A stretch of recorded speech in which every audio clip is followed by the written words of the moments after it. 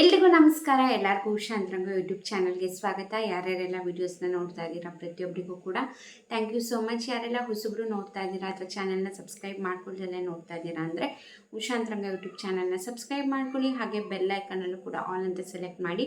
ಆಗ ನೆಕ್ಸ್ಟ್ ನಾನು ಯಾವುದೇ ವೀಡಿಯೋ ಅಪ್ಲೋಡ್ ಮಾಡಿದಾಗ ನಿಮಗೆ ನೋಟಿಫಿಕೇಷನ್ಸ್ ಬಂದಿರುತ್ತೆ. ನಿಮ್ಮ ಫ್ರೀ ಟೈಮಲ್ಲಿ ನಾನು ಎಲ್ಲ ವೀಡಿಯೋಸ್ನು ನೋಡ್ಬೋದು. ನಿಮಗೆ ನನ್ನ ಚಾನಲಲ್ಲಿ ರಾಜ್ಯ ಸರ್ಕಾರ, ಕೇಂದ್ರ ಸರ್ಕಾರದಿಂದ ಬರುವಂತಹ ಹೊಸ ಹೊಸ ಅಪ್ಡೇಟ್ಸ್ ಆಗಿರ್ಬೋದು, ಹೊಸ ಯೋಜನೆ ಬಗ್ಗೆ ಮಾಹಿತಿಗಳಾಗಿರ್ಬೋದು, ಅಥವಾ ಪೋಸ್ಟ್ ಆಫೀಸ್ನ ಸ್ಕೀಮ್ಸ್ಗಳ ಬಗ್ಗೆ ಆಗಿರ್ಬೋದು, ಪ್ರತಿಯೊಂದನ್ನು ಕೂಡ ಅಪ್ಡೇಟ್ ಮಾಡ್ತಿರ್ತೀನಿ. ಹಾಗಾಗಿ ಸಬ್ಸ್ಕ್ರೈಬ್ ಮಾಡ್ಕೊಳ್ಳಿ, ವಿಡಿಯೋನ ಪೂರ್ತಿಯಾಗಿ ನೋಡಿ. ವಿಡಿಯೋ ಇಷ್ಟ ಆದರೆ ಲೈಕ್ ಮಾಡಿ. ನಿಮಗೆ ನನ್ನ ವೀಡಿಯೋಸು ಇನ್ಫಾರ್ಮೇಟಿವ್ ಇದೆ, ಹೆಲ್ಪ್ಫುಲ್ ಆಗ್ತಿದೆ ಅಂತಾರೆ ನಿಮ್ಮ ಫ್ರೆಂಡ್ಸ್ ಆ್ಯಂಡ್ ಫ್ಯಾಮಿಲಿಗೂ ಕೂಡ ಸಬ್ಸ್ಕ್ರೈಬ್ ಮಾಡ್ಕೊಳಕ್ಕೆ ಹೇಳಿ. ಬನ್ನಿ ಇವತ್ತಿನ ವಿಡಿಯೋನ ಶುರು ಮಾಡೋಣ. ಇವತ್ತಿನ ವಿಡಿಯೋದಲ್ಲಿ ಗೃಹಲಕ್ಷ್ಮಿ ಯೋಜನೆ ಬಗ್ಗೆ ಕೆಲವು ಅಪ್ಡೇಟ್ಸ್ನ ತಿಳಿಸ್ತಿದ್ದೀನಿ.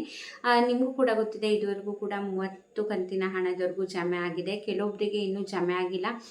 ನಾನು ಲಾಸ್ಟ್ ವಿಡಿಯೋದಲ್ಲೂ ಕೂಡ ಹೇಳಿದಾಗ ತುಂಬ ಜನ ಕಮೆಂಟ್ ಮಾಡಿದ್ರಿ, ನಮಗಿನ್ನೂ ನಮ್ಮದು ಕೊಡಗು ಜಿಲ್ಲೆ, ನಮ್ಮ ತುಮಕೂರು ಜಿಲ್ಲೆ ಇನ್ನೂ ಹಣ ಬಂದಿಲ್ಲ ಅಂತ. ಇನ್ನು 2ನೇ ಹಂತದ ಹಣ ರಿಲೀಸ್ ಆಗಿಲ್ಲ. ಸೊ 2ನೇ ಹಂತದ ಹಣ ರಿಲೀಸ್ ಆದಾಗ ಯಾರಿಗೆಲ್ಲ ಪೆಂಡಿಂಗ್ ಇದೆ, ಇನ್ನೂ ಒಂದು 75% ಮಹಿಳೆಯರಿಗೆ ಬಂದಿದೆ 30ನೇ ಕಂತಿನ ಹಣ. ಇನ್ನೊಂದು 25% ಜನರಿಗೆ ಬರಬೇಕಾಗಿದೆ.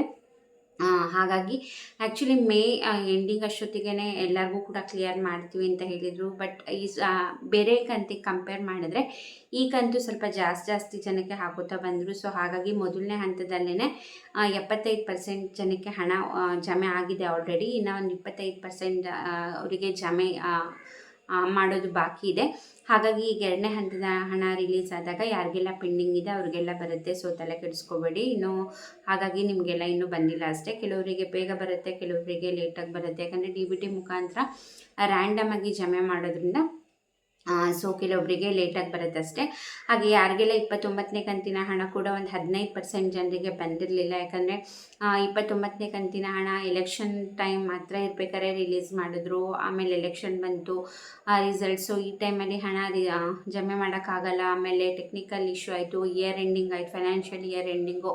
ಹಾಗಾಗಿ ಒಂದು 15% ಜನಕ್ಕೆ ಪೆಂಡಿಂಗ್ ಇತ್ತು 29ನೇ ಕಂತಿನ ಹಣ. ಇವಾಗ 30ನೇ ಕಂತಿನ ಹಣ ಬಿಡುಗಡೆ ಟೈಮಲ್ಲಿ 29ನೇ ಕಂತಿನ ಹಣ ಯಾರಿಗೆಲ್ಲ ಬಂದಿಲ್ಲ ಅವ್ರಿಗೂ ಕೂಡ ಕ್ಲಿಯರ್ ಮಾಡಿದ್ದಾರೆ.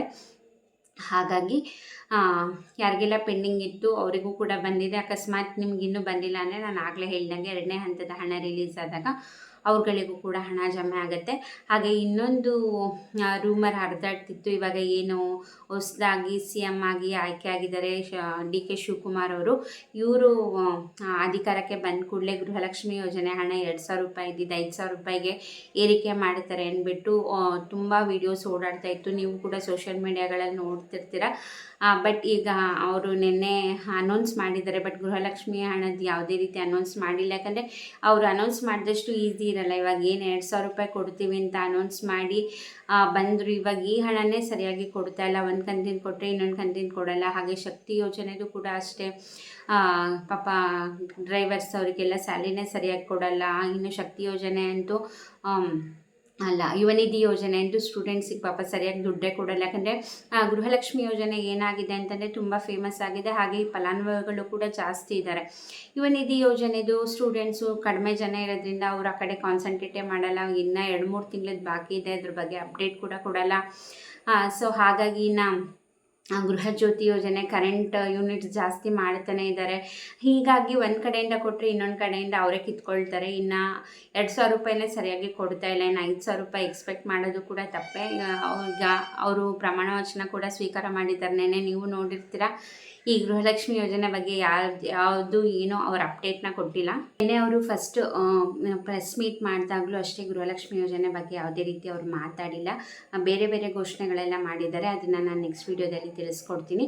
ಒಟ್ಟಿನಲ್ಲಿ 30ನೇ ಕಂತಿನ ಹಣ ಯಾರಿಗೆಲ್ಲ ಜಮೆ ಆಗಿಲ್ಲ ತಲೆ ಕೆಡಿಸ್ಕೋಬೇಡಿ. 2ನೇ ಹಂತದ ಹಣ ರಿಲೀಸ್ ಆದಾಗ ನಿಮ್ಗಳಿಗೂ ಕೂಡ ಹಣ ಬರುತ್ತೆ.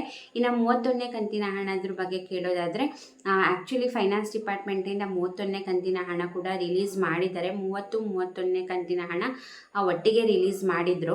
ಹಣ ಅಂತೂ ರಿಲೀಸ್ ಆಗಿದೆ. ಫೈನಾನ್ಸ್ ಡಿಪಾರ್ಟ್ಮೆಂಟಿಂದ 30-31 ಒಟ್ಟಿಗೆ ರಿಲೀಸ್ ಮಾಡಿದರು. ಬಟ್ ಏನಂದರೆ ಒಂದು ಕಂತಿನ ಹಣ ಮಾತ್ರ ಅವರು DBT ಮುಖಾಂತರ ಹಣ ಹಾಕಿದ್ರು. ಇವಾಗ ಏನು ಮಾಡ್ತಾರೆ, ಎಷ್ಟು ದಿನ ಮಾಡ್ತಾರೆ ಅಂತ ಗೊತ್ತಿಲ್ಲ. ಯಾಕಂದರೆ ಇನ್ನು 30ನೇ ಕಂತಿನ ಹಣ ಆ್ಯಕ್ಚುಲಿ ಅವ್ರು ಹೇಳಿದ ಪ್ರಕಾರ ಮೇ ಎಂಡಿಂಗ್ ಒಳಗೆ 30ನೇ ಕಂತಿನ ಹಣ ರಿಲೀಸ್ ಮಾಡ್ತೀವಿ. ಇನ್ನು June first week second week ಹಂಗೆ 31ನೇ ಕಂತಿನ ಹಣ ಜಮೆ ಮಾಡ್ತೀವಿ ಅಂತ ಹೇಳಿದರು. ಬಟ್ ಇನ್ನು 30ನೇ ಕಂತಿನ ಹಣ 29ನೇ ಕಂತಿನ ಹಣನೇ ಕೆಲವರಿಗೆ ಬಾಕಿ ಇದೆ. ಹಾಗಾಗಿ ಅದೇ ಕ್ಲಿಯರ್ ಆಗೋವರೆಗೂ ಕೂಡ 31ನೇ ಕಂತಿನ ಹಣ ಜಮೆ ಮಾಡೋದಿಲ್ಲ. ನೋಡೋಣ, ಅದ್ರ ಬಗ್ಗೆ ಮತ್ತೆ ಅಪ್ಡೇಟ್ ಬಂದರೆ ನಾನು ಅದ್ರ ಬಗ್ಗೆ ಖಂಡಿತ ವಿಡಿಯೋ ಮಾಡಿ ತಿಳಿಸ್ತೀನಿ. ಒಟ್ಟಿನಲ್ಲಿ 30ನೇ ಕಂತಿನ ಹಣ ಹಾಗೆ 29ನೇ ಕಂತಿನ ಹಣ ಜಮೆ ಆಗಿದೆ. ನಿಮಗೆ ಜಮೆ ಆಗಿದ್ದರೆ ಯಾವ ಜಿಲ್ಲೆ ಅಂತ ಕಮೆಂಟ್ ಮಾಡಿ, ಜಮೆ ಆಗಿಲ್ಲ ಅಂದರೂ ಕೂಡ ಯಾವ ಜಿಲ್ಲೆ ಅಂತ ಕಮೆಂಟ್ ಮಾಡಿ. ಆಗ ಬೇರೆಯವ್ರಿಗೂ ಕೂಡ ಕ್ಲಾರಿಟಿ ಸಿಗುತ್ತೆ. ಐ ಹೋಪ್ ಈ ವಿಡಿಯೋದಿಂದ ಮಾಹಿತಿ ಸಿಕ್ತು ಅಂದ್ಕೊಂಡಿದ್ದೀನಿ. ಇದೇ ಥರ ಲೇಟೆಸ್ಟ್ ಅಪ್ಡೇಟ್ಗೋಸ್ಕರ ನನ್ನ ಚಾನಲ್ನ ಸಬ್ಸ್ಕ್ರೈಬ್ ಮಾಡ್ಕೊಳ್ಳಿ. ಮೇಯ್ನಾಗಿ ಬೆಲ್ ಐಕನಲ್ಲಿ ಆಲ್ ಅಂತ ಸೆಲೆಕ್ಟ್ ಮಾಡಿ.